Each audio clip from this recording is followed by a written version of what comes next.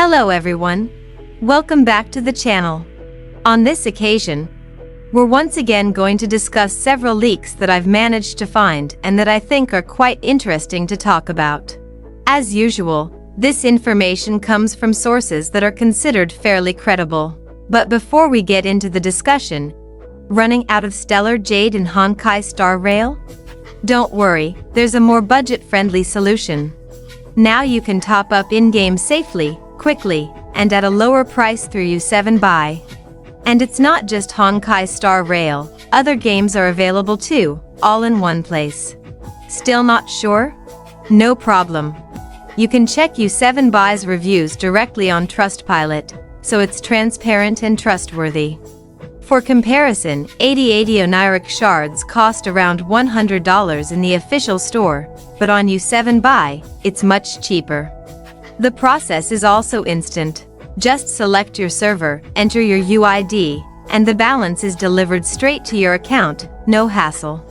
Don't forget to use code BOOM for a 5% discount. Click the link in my description or pinned comment to visit U7 Buy. Alright, now let's move on to the main topic. Alright, today is Wednesday, April 29th. And today, the 4.3 Beta V1 has finally been officially released. Yes, this means that what seal leaks mentioned yesterday in the previous video discussion regarding the 4.3 beta schedule has turned out to be true. In this video, we'll be discussing the full kit of Mortenax Blade, also known as Blade SP.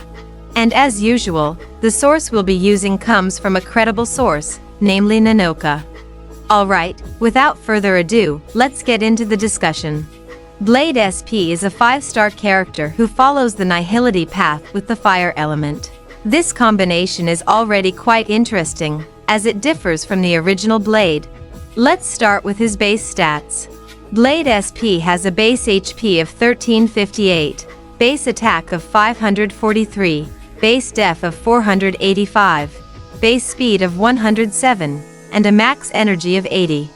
Next, for his trace bonus stats, Blade SP gains an additional 10% HP, 12% crit damage, and 22% fire damage boost. Now let's move on to his signature light cone. The effect increases the wearer's max HP by 24%. At the start of each wave, the wearer regenerates 20 energy. After using a skill attack, the wearer inflicts the target with the purgatory state for 2 turns. While in this state, crit damage taken by the target increases by 30%, and crit damage taken specifically from the wearer increases by an additional 30%. Next, we move into the main kit of Mortenax Blade. For his basic attack, it deals fire damage equal to 100% of his max HP to a single enemy and applies taunt for 1 turn. In addition to the standard basic attack, Blade SP also has an enhanced basic attack. The effect is essentially the same, still targeting a single enemy and applying taunt, but the multiplier increases to 100% of max HP. Now let's move on to his skill. This skill consumes HP equal to 30% of his max HP and deals fire damage equal to 72% of his max HP to all enemies. In addition, it triggers 4 extra hits, where each hit deals fire damage equal to 26% of Mortenax Blade's max HP to random enemies. If his current HP is insufficient, his HP will drop to 1 when using this skill. Using this skill does not consume skill points. For his ultimate, it applies the Bale Firebind status to all enemies. Enemies under this effect will have their def reduced by 30% and damage received increased by 50%, lasting for 2 turns. Then, it consumes HP equal to 30% of Mortenax Blade's max HP to deploy a zone. While the zone is active, Mortenax Blade enters the Infinite Fury state. In the Infinite Fury state, crit rate increases by 20% and crit damage increases by 60%. Gains access to using his skill. Yes, before Blade SP uses his ultimate, his skill is locked and cannot be used. Gains a new ultimate, 10x per ignum, which deals fire damage equal to 300% of Mortenax Blade's max HP to all enemies. If he receives a fatal hit, he will not be knocked down. Instead, the zone will be removed, he exits Infinite Fury, and restores HP up to 50%. When entering Infinite Fury, a special countdown appears in the action order with a fixed speed of 70. This is similar to Feinon when entering Kaslana mode, where he has his own countdown and cannot be knocked down during that state. Next, we move on to his talent. While the zone is active, whenever allies attack enemies, the target will be inflicted with Balefire Bind, and Mortenax Blade gains 1 charge. When charges reach 9, he consumes all 9 to restore 25 energy and automatically uses his skill once more. This extra skill does not consume HP and is considered a follow-up attack. For his technique, he immediately attacks all enemies within range. Upon entering combat, he taunts enemies for 1 turn and reduces damage taken by 90% for 2 turns. Now let's move on to his traces. First trace, Mortenax Blade can accumulate up to 80 overflow energy. After using his ultimate, the overflow is cleared and converted into energy. At the start of battle or when the zone disappears, if his energy is below 50%, it is immediately restored to 50%.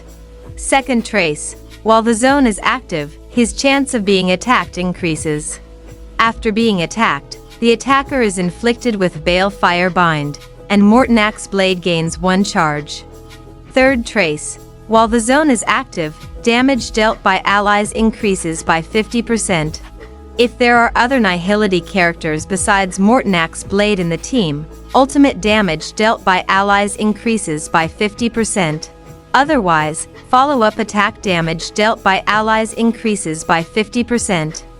After seeing this trace, is it time to say ACHERON is back?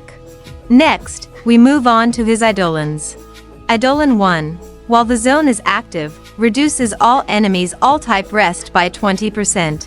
After using the extra skill from his talent, the Infinite Fury countdown is delayed by 15%. So E1 basically lets Blade SP stay in his ultimate mode longer. Eidolon 2 increases the damage of the extra skill from his talent by 50%. When an ally uses their ultimate to deal damage, it is considered a follow-up attack. While the zone is active, when allies perform follow-up attacks, Mortenax Blade gains 1 charge. This can trigger up to 9 times and resets at the start of his turn or when the zone is deployed. Eidolon 4, Heart, refined ad infinitum, his third trace, additionally increases ally damage by another 50%. So at E4, the total damage dealt becomes 100%. Eidolon 6, while the zone is active, whenever Mortenax Blade takes damage or consumes HP, he gains 1 charge. This can trigger again after any unit's turn ends. The damage multiplier of 10x per ignum increases to 150% of its original value. Looking at his overall kit, Blade SP is a character who can deploy a zone through his ultimate. While this mode is active, he heavily debuffs enemies, reducing DEF, increasing damage taken, and making them more vulnerable to crit, while also buffing the entire team with significant damage boosts. On top of that, he can deal strong HP scaling damage, adding solid offensive potential. During his ultimate state, he can spam skills without using skill points, gain automatic extra attacks from his talent, and even become extremely hard to kill thanks to his semi-immortal mechanic. He'll likely work very well in follow-up attack teams with Ashvale, or alongside ultimate-reliant DPS units like ACHERON, and even Feixiao. Or maybe he'll pair well with future DPS units, perhaps even Himiko SP? What do you guys think about Blade SP's kit? Do you think he'll become meta, or does he seem just average?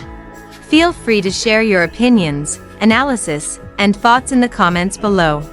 Your discussions will definitely make this topic even more engaging and insightful.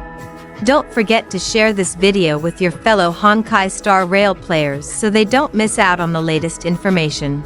Your support through likes and subscriptions means a lot for the growth of this channel. Thank you for your attention. and see you in the next discussion.